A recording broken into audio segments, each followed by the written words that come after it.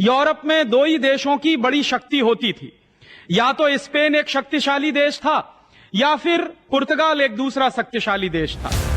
तो पोप ने यह जो आदेश जारी किया, उस आदेश के बाद पुर्तगाली लोग दुनिया के पूर्वी हिस्से को ईसाई बनाने के लिए और लूटने के लिए निकले, और उन्हीं लोगों ने वास्को डी गामा के माध्यम से हिंदुस्तान में ईसाईयत का प्रचार और हिंदुस्तान को लूटने का काम शुरू किया।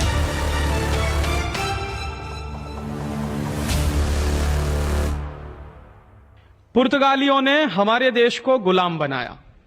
वास्को डी गामा पुर्तगाल से आया था, और इस देश में इतिहास में जो गलत काफी हम पढ़ते हैं और पढ़ाते हैं, तो हमको इतिहास में यह पढ़ाया जाता है कि वास्को डी गामा भारत की खोज करने के लिए आया था। यह बात सच नहीं है। वास्तविकता यह है कि वास्को डी गामा इस देश को ईसाई बनाने के लिए आया था, और वास्को डी गामा को ईसाईयत का प्रचार करने के लिए हिंदुस्तान में भेजा गया था। और वो कौन सी ऐसी बात है जिससे यह पता चलता है? सन 1492 का एक दस्तावेज मेरे पास है, एक डॉक्यूमेंट मेरे पास है सन 1492 का। और वो जो सन 1492 का दस्तावेज है, वो पुर्तगाल का एक डॉक्यूमेंट है, पोर्चुगीज भाषा में लिखा हुआ है। वो 1492 का जो दस्तावेज है, वो कहता क्या है?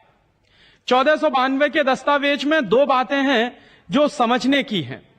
पहली बात यह है कि उस जमाने में जो ईसाईयत का धर्मगुरु होता था, जो पोप होता था, उसने एक आदेश जारी किया सारी दुनिया में। और वो आदेश क्या जारी किया? 1492 में ईसाईयत के धर्मगुरु पोप द्वारा जो आदेश जारी किया, वो पोर्चुगीज भाषा में लिखा हुआ है। उस आदेश में उसने ये कहा कि 1492 के बाद सारी दुनिया को दो हिस्सों में बांट दिया जाए।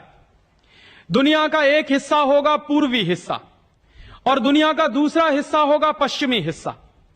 तो दुनिया के पूर्वी हिस्से को ईसाई बनाने का काम और दुनिया के पूर्वी हिस्से को लूटने का काम पुर्तगाली लोग करेंगे, और दुनिया के पश्चिमी हिस्से को ईसाई बनाने का काम और लूटने का काम स्पेन के लोग करेंगे।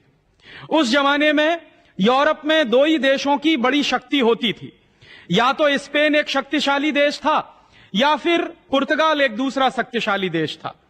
तो पोप ने यह जो आदेश जारी किया, उस आदेश के बाद पुर्तगाली लोग दुनिया के पूर्वी हिस्से को ईसाई बनाने के लिए और लूटने के लिए निकले, और उन्हीं लोगों ने वास्को डी गामा के माध्यम से हिंदुस्तान में ईसाईयत का प्रचार और हिंदुस्तान को लूटने का काम शुरू किया।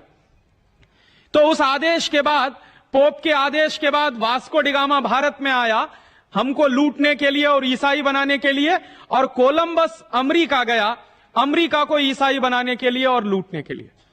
अमेरिका की जो मूल प्रजा थी, उस मूल प्रजा का नाम था रेड इंडियन। उस मूल प्रजा को मार पीट कर ईसाई बनाने का काम कोलंबस ने शुरू किया, और स्पेन के लोगों ने धीरे धीरे करके अमेरिका के काफी रेड इंडियन को ईसाई बना दिया, और जो बच गए रेड इंडियन, उनको उन्होंने गुलाम बना लिया। ऐसा ही काम वास्को डी गामा ने हमारे देश में शुरू करवाया। तो मैं जो कहता हूं वो ये कि 500 साल पहले एक गुलामी की शुरुआत इस देश में हुई, और वो गुलामी की नींव डाली वास्को डी गामा ने पूर्वी भारत में, माने पूर्वी दुनिया के हिस्से में, भारत जिसका एक अंग है, और पश्चिमी हिस्से में कोलंबस ने। और वो गुलामी चलती रही। पुर्तगालियों ने इस देश में गोवा नाम के राज्य पर करीब 450 साल तक शासन किया।